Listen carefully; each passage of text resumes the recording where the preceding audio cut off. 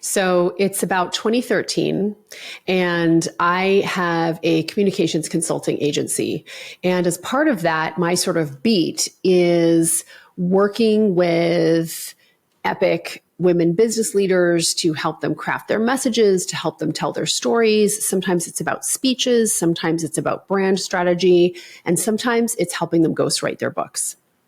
So I get this client, and her name is Annette, and she is like this Order of Canada winning business leader. She founded Michael's in Canada, Home Depot Canada, just this exceptional business leader. And I can remember, like, I flew to Toronto to meet her. I walk into her boardroom where she greets me, and I literally felt like I was meeting Canada's most confident woman. Like, this woman, her confidence like changed the energy in the room.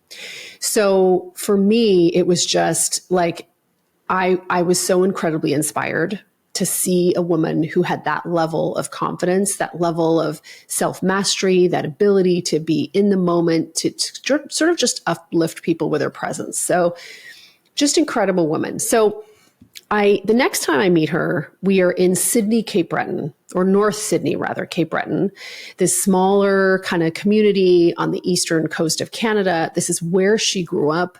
She grew up on this dairy farm. She was one of 5 kids. Her father had a heart attack when she was 10. And so she and her siblings had to basically do the work of running this farm. And so she'd grown up there. She went to university. She went on to have this exceptional career, but she was so family oriented that every year she would spend like a few months back in Cape Breton at her, near her family home, spending time in her community with her family. And so I had gone down there for 4 days to interview her and to start to really shape her book and start to put her story together and decide what we wanted to share in this book. And so a big part of it was just kind of tooling around in her car, meeting people, catching up with people. And what I started to see as we were going around to, this artist studio and this museum and this community organization, I started to realize like she had been like for years investing and donating and giving not only money to these organizations, but her expertise. And like spending half an hour here, asking them about how it was going, sort of sharing some tips or advice, taking this other artist and nominating him to receive an Order of Canada for his contribution to the culture.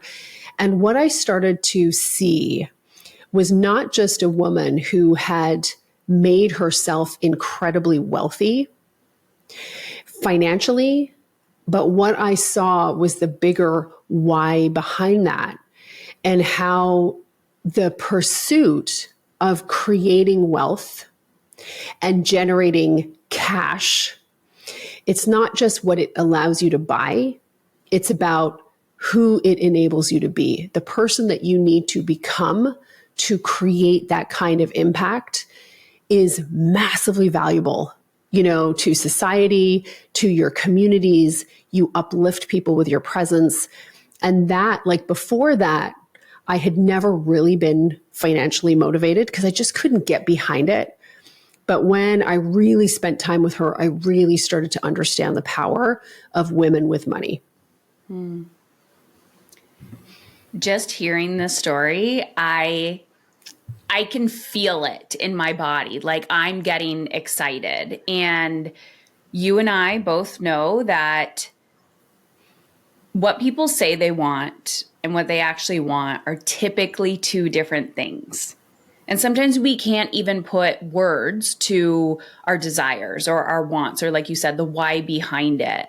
But as you were talking about her, what I kept hearing you say is she wasn't telling you the impact she wanted to make. She showed you by how she led her life, by her behavior, by her actions. And I'm curious, with the work you do with women now, where you see people getting stuck. Because I often hear people being like, I need the strategy, or I don't have time, or I don't have the energy, or something else is stopping me. And the reality is, strategy, all those things are tools, but it is truly how you become and embody and lead your life. So how did that shape the work you do now and what you see happening? I definitely saw that her power was in sort of two things. So one was her universality. So if as I was doing research around the book, for instance, and started to talk to people who knew her and talk to people who worked with her and so on, what I started to see was that here was a woman who had mastered the art of sharing who she was. So people knew the story of her upbringing. They knew where she had come from. They knew the things that were valuable to her. They knew about the importance to her of her Cape Breton roots. And what I started to see is that, and I've experienced this myself, and I see like that to me is a story of wholeness.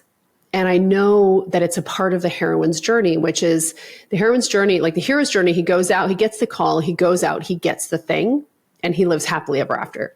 The heroine's journey is she gets the call, she goes out, she gets the thing, and she's like, this is it? What? You know what I mean? And then it becomes the true wealth and abundance is about wholeness. It's about taking the height of her power and integrating all the pieces of who she is. Maybe the pieces of herself that she used to be embarrassed about. Mm-hmm. Maybe like everybody knows that she has this classic story, this woman, Annette, of, she'd been working so hard on the farm. If you work on a dairy farm, you smell like cow shit all the time. Yeah. Especially when you start to sweat. And so she was playing basketball. She played on the basketball team and her team called her Poopy because if she would start to like sweat and get hot, you could smell manure, like cow manure. But we all knew that story. Everybody knew that story because she came to a place in her life where she knew, in order to lead all these people, in order to have all this impact, in order to create all this epic transformation, I have to be good with myself. That's what I got from this. She had to be good with herself. She had to allow the parts of her that she felt ashamed about to come to the light, to heal. And I'm putting words in her mouth. Like this is what I took from it. This is what I took from observing this. And it was so powerful to me because I sort of asked myself, what are the parts of me that I don't want to talk about? What are the parts of me that I just sometimes feel sort of oddly ashamed about? And what does the weight of holding those things in do to my ability to fully be present and express myself?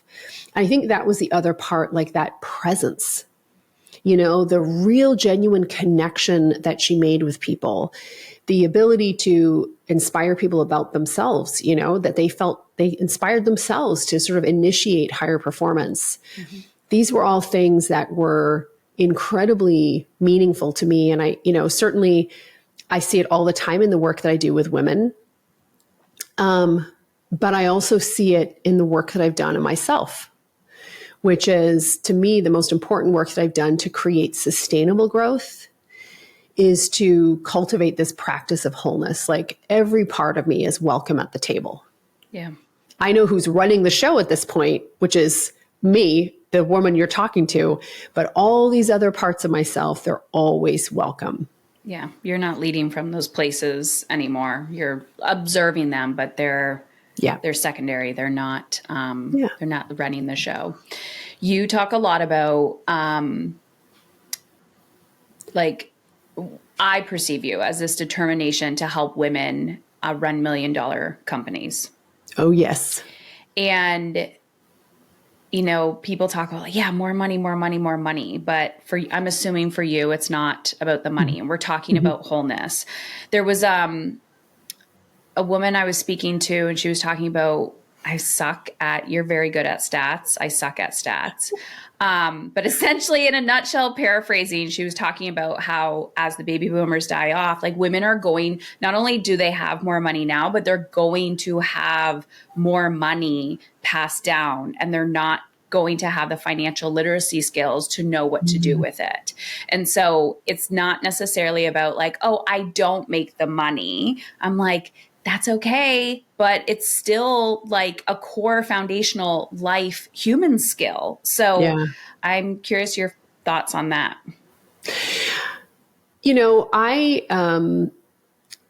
I've always loved kind of growth strategy and marketing and sales and all of that. But the place, the times in my business and the things that I've done where I have truly felt safe and solid, like my business is so solid. I'm so well taken care of. I've got this. All of that has come from practices of managing money and understanding its flow, And so I 100% think that literacy, like there's this, often as an entrepreneur, we're going to talk about how you get money. But what you're talking about is like, some people are going to get money because somebody died, and so they got money that way. And it's funny, like I've inherited, little pots of money here and there, and it never really was that meaningful. It was kind of the thing, like the person was meaningful and the gift was meaningful, but I didn't always, it just kind of came and went, until I really started to learn lessons about how to have money and also how to manage it, and so there's certain tools that I think have really helped, that, and those are the ones that have created the most stability. So it wasn't until the last few years I have really created the capacity to reflect on the next level. Like, who do I need to become? I've always done that, but really digging into it. In the last few years, diving into endurance events. And this year I did 3 marathons in 3 days. And the first time I did it, I just signed up for an event and then I'm like, oh yeah, I'll passively train. And I'm like, oh, why did that suck? Because I didn't show up. I didn't become the person that was required in order to complete this goal in a satisfactory way. But the reality was I was also running away from my fear of failure, because if I don't try and I don't get it, I didn't technically fail because I didn't face that. So this year when I went for it, I was like, I'm all in. It wasn't 100% by any means. It was so messy, but the emotional discomfort of the training to when I got to the goal, I was so proud of myself, like brings me to tears in this moment, because I was chronically facing that potential fear of failure. Like I was showing up, like I was in it. And wealth building feels like a similar journey to me, as like, who do I need to become? What do I need to face? Where do I need to heal? Where do I need to, quote unquote, put in the reps? How do I manage my energy in a way where I'm not going to burn out and I'm not just push. And I'm curious your perspective on that, because whether it's a physical journey, whether it's a relational journey or a business building journey or like a wealth building journey, it seems like it's all the same to me around this becoming. Yeah. And it's like, what are the ingredients of becoming? To me, it's the ingredients of becoming are purpose, preparation, and presence, And so it's like you set the goal or the intention. Yeah. I am all about women building bigger businesses and making more money. Like I just, some folks are like, hey, I'd rather keep it small, super profitable, keep it all. I'm like, I love that. I think that's a fantastic, worthy goal. And I'm not the coach for you, like, unless you really just, or if you want to come, fine, but just know. What I mean by that is purpose is about setting a goal. Most of us really underestimate what we're capable of, in terms of endurance or in terms of wealth creation. And what I see goals are, like goals to me is the stimulus. It provides the stimulus that allows our soul to unfold and express who it is and really show our human selves what we're actually capable of. Yeah. So you have to have the purpose. And I think that's something that sometimes people are clear about, but they understand that conceptually. But then it's like, then what? Then it's about the preparation. And the preparation is really key. And the preparation happens consistently, So it's like you had a plan. And if you don't prepare, just why have the goal, right? To your point, you're really setting yourself up to fail because high stimulus, high goals require high degrees of preparation. And to me, that's like one of the things, around wealth building as, and generating income in the business. It's that preparation and having a plan that is really key. Like that's the difference between being able to do it and not. So I think having that sort of preparation. And then the third part is the presence. And it's like showing up consistently. I'll give you an example. One of the most important practices that I have in my own business is the idea of closing the revenue gap. So let's say that you want to double. So this is going to be primarily relevant for entrepreneurs. So if you're not an entrepreneur, you're listening to the show, maybe think about this as respect to another financial goal. But for entrepreneurs, one of the primary targets that we're going to set is around revenue growth. So let's say that you want to double your revenue. So people will say that I want to double my revenue. And then they kind of have these loose. So they've got the purpose. Then where's the preparation? It's kind of like, well, I'll probably do a little bit of this, or maybe I'll do a little bit of that. What we actually do is like, okay, so that starts next month. So it's like, okay, if you wanted to double your revenue, what was your revenue this month last year?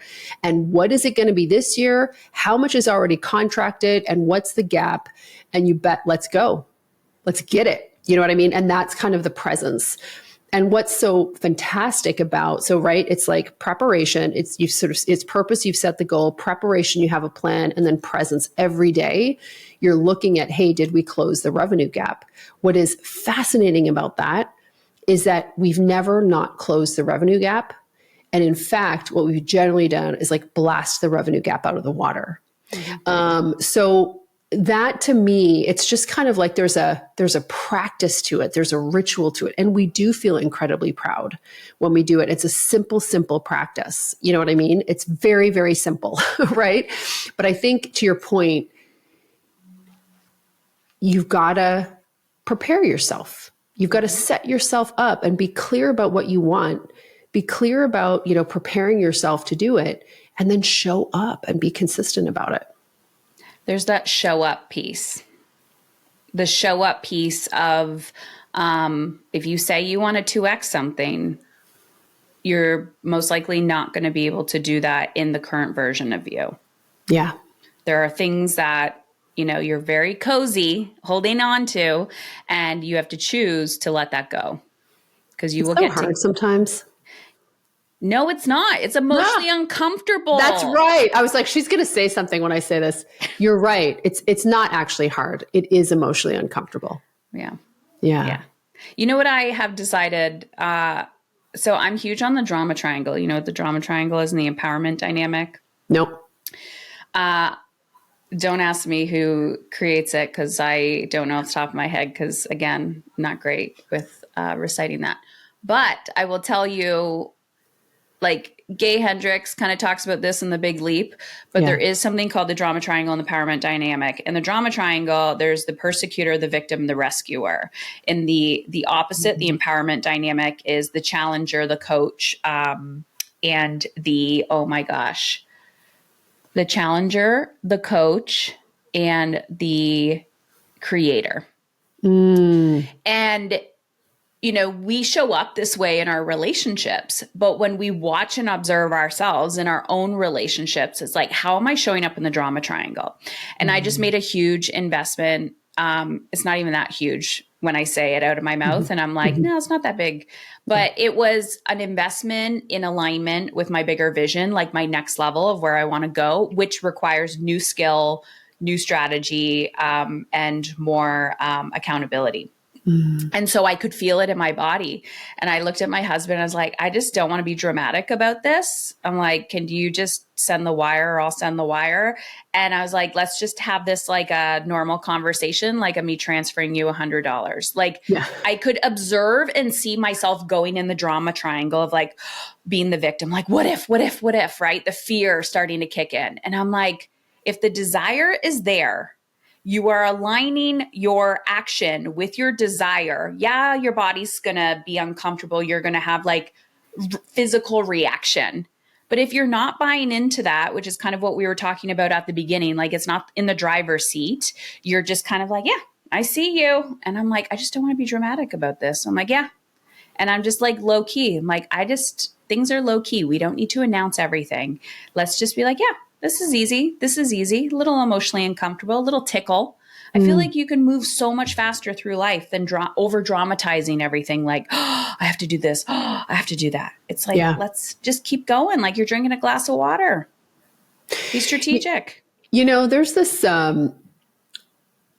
scene in the movie Mean Girls where somebody, you know, the character who played the gym teacher, Tina Fey. Seen this movie forever ago. Oh, yeah. Right. Okay. Tina Fey. Yeah.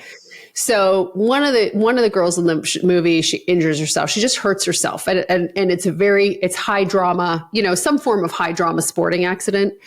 And Tina Fey is like, walk it off, just walk it off. And I think to your point, you know, there is a part of us that needs to talk to ourselves about just walking it off. Yeah. Yeah. Yeah. It's a powerful skill. It's like Mark Twain, I think he said, or he's known for saying, I've experienced some horrible things in my life, some of which have actually happened. Ooh, that's a good one. Right? I love that. I also feel like it's this intuitive dance of knowing when you need to listen and knowing when you just need to walk it off. Yeah, totally. Like, oh, I'm really scared. Is this like just like a hell no for me? Or is it that it's scary because it's new and I need to lean into that versus lean out? And I think that's the dance, the intimate dance that we're actually trying to get to of the journey of becoming, is when you deeply know yourself on an intimate level, you trust yourself and you can make decisions much quicker. Yeah. And there's this other, you know, because we're sort of talking about this in the context of money, you know, I know, for instance, that women-owned businesses are generally considered to be undercapitalized compared to businesses that are owned by men. And what that means is that we have less money and we're investing less money in our growth. So we may have it, but we're not investing it. We're not using it as a tool. And that says to me, you know, I think it's a powerful lesson about risk tolerance and our willingness to risk things in order to create something that we want to create, you know. And I think for myself, one conversation that I have with myself, one sort of pep talk that I'll have with myself is asking myself, am I more concerned or thinking more, or is what I'm risking and the risks, are they taking up more airtime than the reward? Is the thing that I'm afraid of taking up more airtime than the thing that I desire? And if so, am I happy with the way this is slowing me down? You know, am I happy with the way this is taking my joy, or taking moments that I could be joyful, or doing other things and ruminating on a decision that, quite frankly, I already made and in my head, but I haven't made with my body, you know? And so I think that's really key for women who want to create wealth and who want to, you know, become a person who can generate more wealth and money. Yeah.